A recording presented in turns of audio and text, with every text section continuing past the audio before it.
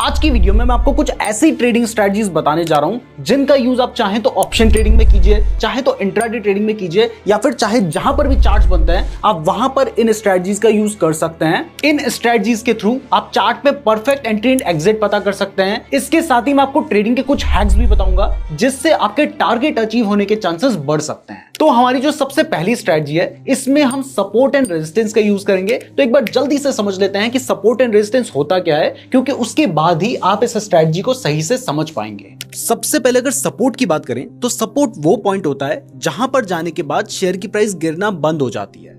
जैसे यहां पर आप देख सकते हैं कि पहले शेयर की प्राइस गिर रही थी, लेकिन ये वाली जो रेंज आई यहां पर जाने के बाद प्राइस और ज्यादा नीचे नहीं गिरी, तो ये एक सपोर्ट है। आप देख सकते हैं कि प्राइस यहीं पर मूव कर रही है लेकिन उससे नीचे नहीं जा पा रही है। अब ये तो हमने साइडवेज मार्केट का एग्जांपल देखा, एक बार अप ट्रेंड में भी देखते हैं कि किस तरीके से सपोर्ट बनता है। तो देखिए यहां पर शेयर की प्राइस बढ़ रही थी लेकिन बढ़ते बढ़ते गिरी, लेकिन उतना नहीं गिरी जितना पहले गिरी थी।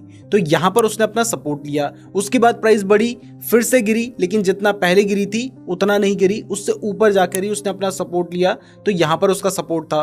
तो हम क्या करते हैं कि जिस जिस जगह पर उसने सपोर्ट लिया है ना, उससे लगते हुए एक लाइन खींच लेते हैं। तो ऐसे जब हम एक लाइन खींचते हैं तो इसको ट्रेंड लाइन कहा जाता है, और क्योंकि यहां पर जाने के बाद प्राइस वापस बढ़ जा रही है तो इसलिए ये एक सपोर्ट है। और अगर रेजिस्टेंस की बात करें तो रेजिस्टेंस वो पॉइंट होता है जहां पर जाने के बाद प्राइस ऊपर नहीं बढ़ पाती है। जैसे यहां पर आप देख सकते हैं कि प्राइस इस पॉइंट से ऊपर नहीं जा पाई, फिर यहां पर भी सेम इसी रेंज से ऊपर नहीं जा पाई, और इस जगह पर इसका एक रेजिस्टेंस हमें दिखाई दे रहा है। और अगर डाउन ट्रेंड की बात करें तो यहां पर आप देख सकते हैं कि प्राइस इस रेंज को ब्रेक नहीं कर पा रही है, तो ये वाली जो रेंज है ये इसका एक रेजिस्टेंस है। तो यही होता है सपोर्ट एंड रेजिस्टेंस। अब अगर हम अपनी स्ट्रेटजी की बात करें तो हमारी स्ट्रेटजी का नाम है 3 टच रेजिस्टेंस स्ट्रेटजी। इस स्ट्रेटजी में हम एक स्टॉक को तब बाय कर सकते हैं जब शेयर की प्राइस 3 बार रेजिस्टेंस को टच करने के बाद ऊपर की तरफ को ब्रेकआउट दे देती है।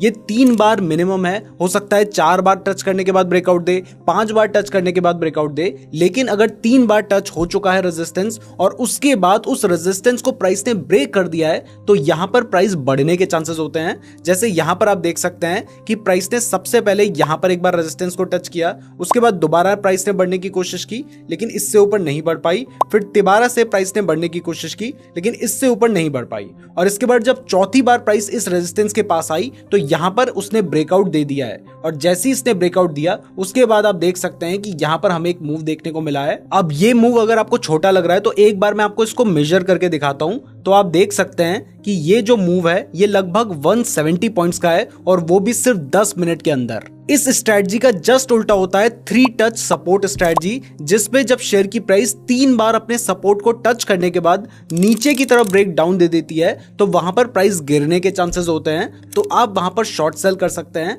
या फिर पुट ऑप्शन को बाय कर सकते हैं। तो जैसे यहां पर आप देख सकते हैं कि इस जगह पर प्राइस ने सपोर्ट लिया है, फिर यहां पर दोबारा आने के बाद प्राइस ने सपोर्ट लिया है, फिर दोबारा से यहां पर प्राइस ने सपोर्ट लिया है, फिर चौथी बार भी प्राइस ने सपोर्ट लिया है, और इसके बाद 5th टाइम पर यहां पर प्राइस ने नीचे की तरफ ब्रेक डाउन दिया है। और जैसे ही इसने ब्रेकआउट दिया है उसके बाद आप देख सकते हैं कि यहां पर आपको एक बहुत बड़ा मूवमेंट देखने को मिला है, जिसको भी अगर हम मेजर करें तो आप देख सकते हैं कि ये एक 215 पॉइंट्स का मूव है जो कि सिर्फ 45 मिनट्स में मिला था। अब यहां पर आपके माइंड में हो सकता है कि क्वेश्चन आ रहा हो कि इस तरीके की लाइन हम खींचेंगे कैसे। तो इसके लिए यहां पर आपको एक टूल देखने को मिल रहा है जो कि है ट्रेंड लाइन, या फिर इसकी जगह पर आप एक्सटेंडेड लाइन टूल का यूज भी कर सकते हैं। और जैसे आप इस पर क्लिक करेंगे तो यहां पर क्लिक करने के बाद आप इस तरीके से एक लाइन ड्रॉ कर सकते हैं। अब देखो ये जो स्ट्रेटजी मैंने आपको बताई है वो तो मैंने आपको ऐसी जगह ढूंढ के बताई है जहां पर वो काम कर रही है। बहुत सारे ऐसे भी पॉइंट्स होंगे जहां पर स्ट्रेटजी ने काम नहीं किया होगा और आपको एक फेक ब्रेकआउट देखने को मिला होगा। तो इसको कैसे अवॉइड करना है वो मैं लास्ट में बताऊंगा, तो वीडियो को पूरा ध्यान से देखना। वैसे ये तो मैं आपको ट्रेडिंग के बारे में सिखा रहा हूं, लेकिन अगर आपको स्टॉक मार्केट की ज्यादा नॉलेज नहीं है और आप इन्वेस्टिंग के बारे में बिल्कुल बेसिक से लेकर एडवांस तक सीखना चाहते हैं तो इसके ऊपर हमने एक कंप्लीट कोर्स बना रखा है, जिसको आप हमारे ऐप नीरज जोशी को प्ले स्टोर से डाउनलोड करने के बाद चेकआउट कर सकते हैं। लिंक डिस्क्रिप्शन पे दिया गया है। अब चलते हैं हमारी सेकंड स्ट्रेटजी की तरफ, लेकिन उससे पहले अगर वीडियो पसंद आ रही है तो वीडियो को लाइक जरूर कर दीजिएगा, और हाँ हमारे चैनल को सब्सक्राइब भी जरूर कर दीजिएगा, क्योंकि अगर आप सब्सक्राइब नहीं करेंगे तो हो सकता है कि हमारी वीडियो आपको दोबारा कभी रिकमेंड ही ना हो। तो अब जो हमारी नेक्स्ट स्ट्रेटजी है इसका नाम है ब्रेकआउट ट्रेडिंग। इस स्ट्रेटजी में क्या होता है कि जो शेयर की प्राइस है वो बहुत देर तक एक रेंज में ही मूव कर रही होती है, और उसके बाद जैसे ही वो अपनी रेंज को ब्रेक कर देती है उसके बाद प्राइस बढ़ भी सकती है और घट भी सकती है। तो चलिए इसको को डिटेल में समझते हैं। तो जैसे यहाँ पर आप देख सकते हैं कि प्राइस बहुत देर तक एक रेंज में रही है। पहले प्राइस यहाँ तक बढ़ी, फिर यहाँ पे नीचे आई, उसके बाद वापस जहां पे पहले उसने अपना रेजिस्टेंस बनाया था उसी जगह पर उसने अपना रेजिस्टेंस बनाया है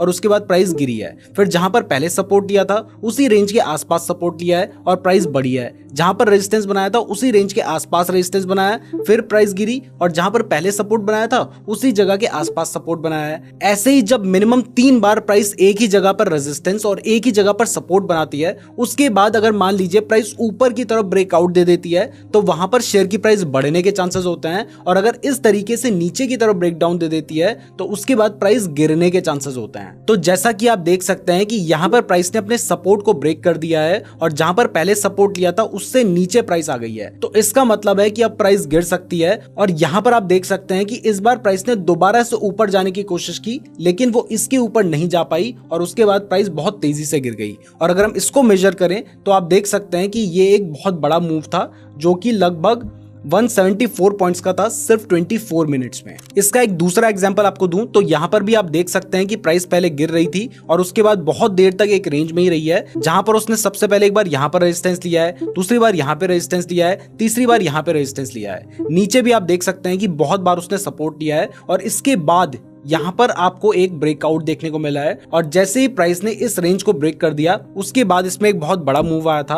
और वो मूव कितने पॉइंट्स का था चलिए ये भी देख लेते हैं। तो ये जो मूव था ये 100 पॉइंट्स का था और वो भी सिर्फ 10 मिनट्स के अंदर। अब यहां पर मैं आपको ये भी बता देता हूं कि ये सही में एक जेन्युइन ब्रेकआउट है या फिर ये एक फेक ब्रेकआउट है, ये हमें पता कैसे चलेगा। तो इसके लिए आपको इंडिकेटर वाले सेक्शन में जाना है। यहां पर जाने के बाद आपको वॉल्यूम लिखना होगा और जैसे आप वॉल्यूम पे क्लिक कर देते हैं तो आपको नीचे चार्ट में एक वॉल्यूम का सेक्शन दिखाई देगा। अब ये जो वॉल्यूम है ये भी आपको नॉर्मली दिखाई दे रहा है। हमें कैसे पता कि ये वाला वॉल्यूम ज्यादा है ये वाला वॉल्यूम कम है? तो इसके लिए हम वॉल्यूम की सेटिंग में जाएंगे और जाने के बाद यहां पर आपको वॉल्यूम एमए का एक ऑप्शन देखने को मिल रहा है, आपने इस पे क्लिक कर देना है। अब जैसे ही आप इस पे क्लिक कर देते हैं तो उसके बाद यहां पर वॉल्यूम के साथ आपको एक लाइन भी दिखाई जाती है जो कि वॉल्यूम का मूविंग एवरेज है। तो अगर कभी आपको इस लाइन से ऊपर का वॉल्यूम दिखाई देता है तो इसका मतलब है कि ये एक स्ट्रॉन्ग ब्रेकआउट है। और आप देख सकते हैं कि यहां पर वॉल्यूम भी बढ़ा है, साथ में ब्रेकआउट भी हुआ है और उसके बाद आप देख सकते हैं कि प्राइस में आपको एक अच्छा खासा जंप देखने को मिला है। यहां पर भी अगर आप देखेंगे कि जब प्राइस ने ब्रेक डाउन दिया था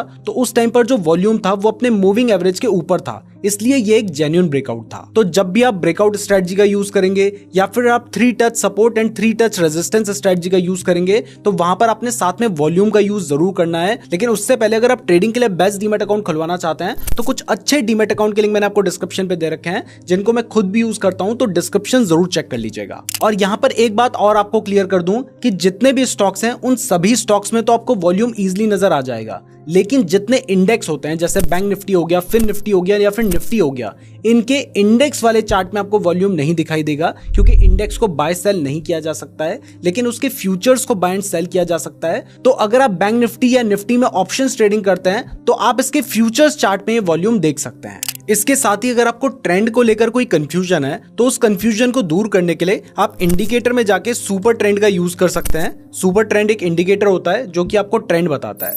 जैसे यहां पर वो बता रहा है कि ये अप ट्रेंड है, यहां पर वो बता रहा है कि ये एक डाउन ट्रेंड है, तो इससे आप ट्रेंड को इजीली कंफर्म कर सकते हैं। और इसके साथ ही यहां पर मैं आपको कुछ टिप्स बता देता हूं जिससे आप गलत ट्रेड को लेने से बच सकते हैं। तो सबसे पहली जो टिप है वो ये है कि जब भी आप इसके बेसिस पे ट्रेड लेते हैं तो यहां पर पहले कैंडल के क्लोज होने का वेट कीजिएगा, क्योंकि जब आप इस जगह पर होंगे और आपको आगे की कैंडल्स नहीं दिखाई दे रही होंगे ना, तब आपको पता नहीं चलेगा कि ये एक्चुअल में एक सही ब्रेकआउट है। हो सकता है कि प्राइस यहां पर थोड़ा सा ब्रेकआउट देने के बाद वापस बढ़ जाए और आपका लॉस हो जाए। ऐसा बहुत सारे केसेस में होगा। तो इसको अवॉइड करने के लिए आपको क्या करना है, आपने पहले कैंडल को क्लोज होने का वेट करना है। जब कैंडल क्लोज हो जाती है उसके बाद आपको दिखाई देता है कि अभी भी मार्केट गिर रहा है, तो आप यहां पे एंट्री लीजिए, जिससे अगर मान लीजिए पहले आपके 5 बार स्टॉप लॉस हिट होने थे तो अब 3 बार या 4 बार ही स्टॉप लॉस हिट होंगे। दूसरा, अगर मान लीजिए कभी प्राइस गिरने के बाद इस तरीके से रीटेस्ट करती है और उसके बाद दोबारा से गिरती है ना, तो ये एक बहुत बड़ा सिग्नल होता है और बहुत स्ट्रॉन्ग सिग्नल होता है कि सही में प्राइस गिरेगी।